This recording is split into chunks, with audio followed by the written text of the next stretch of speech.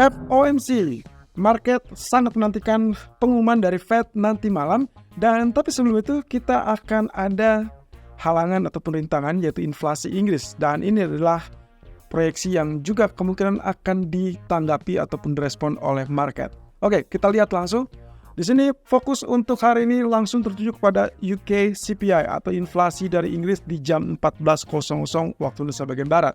Yang harus Anda cermati di sini adalah data dari inflasi ini kemungkinan tidak akan terlalu berpengaruh untuk besok. Tapi ya bisa saja menjadi pertimbangan bagi BOE atau Bank of England untuk menentukan apakah mereka layak untuk mempertimbangkan pemangkasan atau mereka tetap lebih tenang dibandingkan dengan dua kompatriot mereka, yaitu Fed ataupun bahkan ECB. Oke, kita lihat di sini. Inflasi Inggris diharapkan turun ke level 3,5% dari sebelumnya level 4,0% untuk basis tahunan. Tapi basis bulanan ternyata diperkirakan akan mengalami kenaikan, dan itu dari angka negatif 0,6% menjadi angka yang lebih positif lagi, yaitu 0,7%. Tentunya ini akan membuat market melihat ada potensi bahwa ya kalau ternyata inflasi bulanannya relatif naik, otomatis tidak ada kasus ataupun hal yang mendesak untuk BOE besok melakukan pengumuman terkait dengan pemangkasan. Termasuk salah satunya adalah terkait dengan apa yang harus dilakukan dalam 3 bulan ke depan.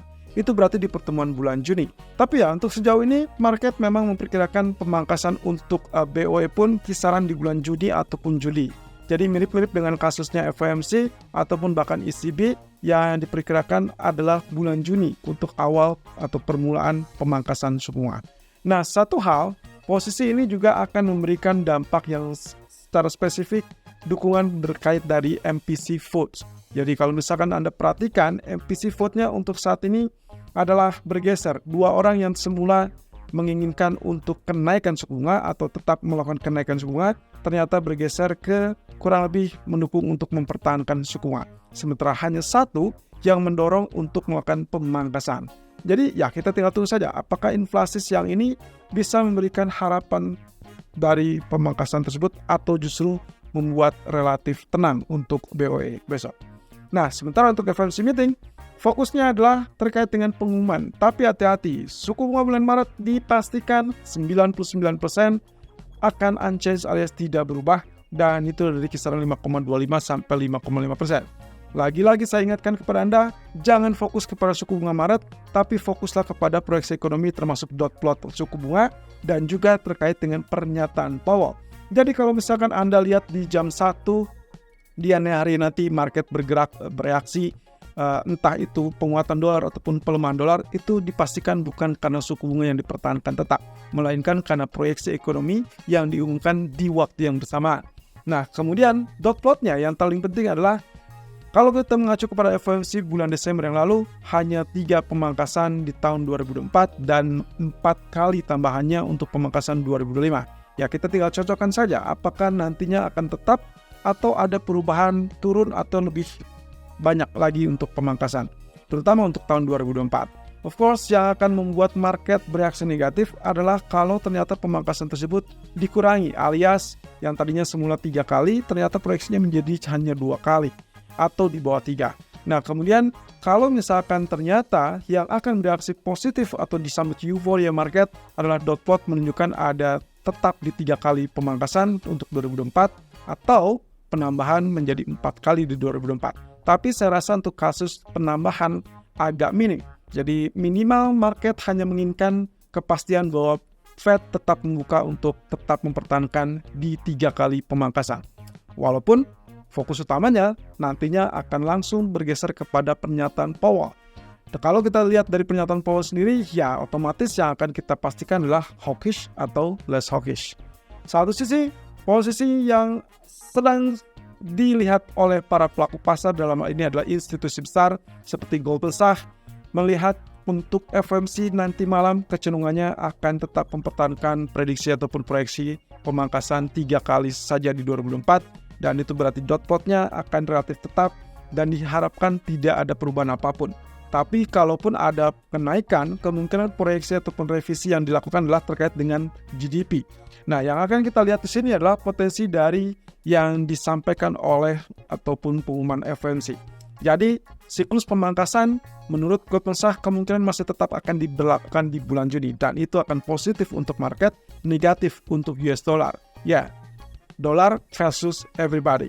Nah, satu sisi kalau misalkan kita bicara tentang proyeksi yang akan positif, kelihatannya hanya terlihat dari proyeksi pertumbuhan GDP tahun 2024. Mengingat ya kondisi ekonomi Amerika memang sedang baik-baik saja dan cukup kuat saya rasa. Tapi yang jelas mereka masih tetap berpotensi atau terbuka untuk melakukan pemangkasan, dan itu yang diharapkan dari seorang Powell.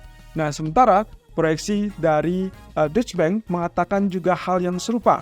Mereka memprediksi kemungkinan potensi untuk pemangkasan akan diawali di bulan Juni, dan dot plot kemungkinan tidak banyak berubah. Kalaupun terjadi perubahan, kelihatannya hanya dalam hal proyeksi PCE. Itu berarti inflasi inti untuk PCE yang di tahun 2024 semula diperkirakan turun ke 2,4, tapi kalau misalkan kali ini ada revisi ke 2,5, saya rasa itu akan tetap cukup, dan menurut Deutsche Bank itu masih tetap memperkokoh kemungkinan 3 kali pemangkasan di 2024. Tapi hati-hati, menurut Deutsche Bank kalau ternyata proyeksi PCE ini mengalami kenaikan ke 2,6%, maka hati-hati kemungkinan potensinya ini akan mengubah skema terkait dengan dot plotnya yang kemungkinan dicurigai akan mengurangi jumlah pemangkasan suku bunga, dan itu akan menjadi negatif untuk market. Dan juga pandangan dari Bank of America juga lagi-lagi memperkirakan hal yang sama, bahwa kemungkinan pertumbuhan ekonomi yang positif dan juga kemungkinan sambil membiarkan potensi dari laporan pengangguran atau tingkat penganggurannya tetap lebih tinggi atau dekat dengan level tertinggi multi dekade.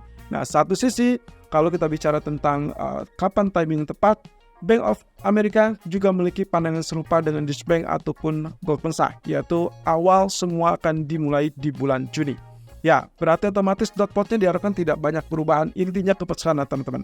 Kalau teman-teman mendapatkan itu adalah ada perubahan, bukan 3 kali, melainkan 2 kali, otomatis itu akan berbalik sentimen menjadi negatif dan strong dollar. Tapi kalau ternyata tetap, maka itu yang sesuai ekspektasi dan market akan lebih senang. Dan tentunya kalau market senang, disambut dengan antusias dan market akan bergerak positif. Oke, berarti Katsuoida kita singkirkan. Kita sudah selesai dengan pernyataan dia yang relatif dianggap sebagai kurang hawkish. Sekarang kita akan mewaspadai apa yang akan disampaikan oleh Mr. Powell.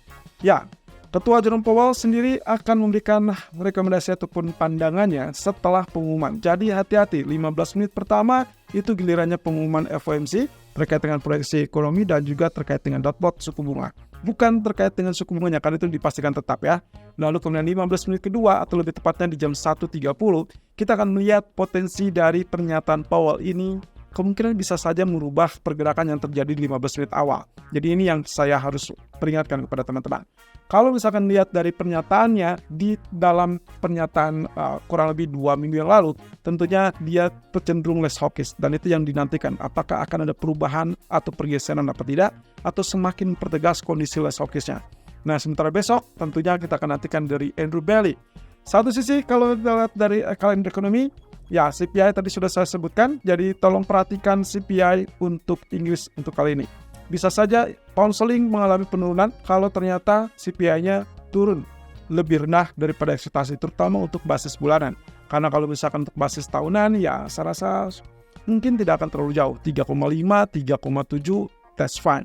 Lalu kemudian kalau misalkan kita lihat di sini ada Presiden Lagarde dari ECB juga akan memberikan pidato, walaupun tidak ada data ekonomi yang terlalu tinggi, hanya ada PPI dari Jerman, tapi perhatikan saja, pantau apa yang disampaikan oleh Lagarde. Perkiraan saya tidak akan banyak perubahan dan mereka masih akan tetap defense terkait dengan tidak mungkin memangkas di bulan April, melainkan akan terbuka di bulan Juni.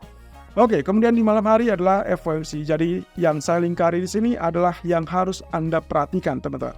Posisinya unchanged untuk bulan Maret, so itu adalah sudah diantisipasi, jadi tidak akan kaget, dan kalaupun terjadi penurunan sepertinya tidak akan terlalu lama, tapi fokusnya adalah pengumuman proyeksi pertumbuhan, proyeksi ekonomi, dan juga terkait dengan dot plot tadi.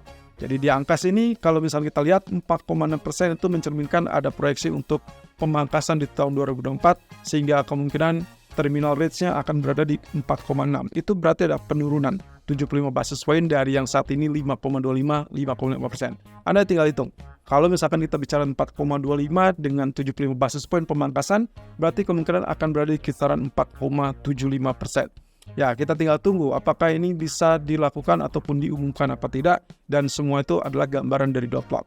Sementara yang juga tak kalah penting adalah ini adalah skenario yang harus Anda pahami terlebih dulu. Oke, yang pertama, fungsi yang akan dicermati oleh para pelaku pasar adalah dot plot.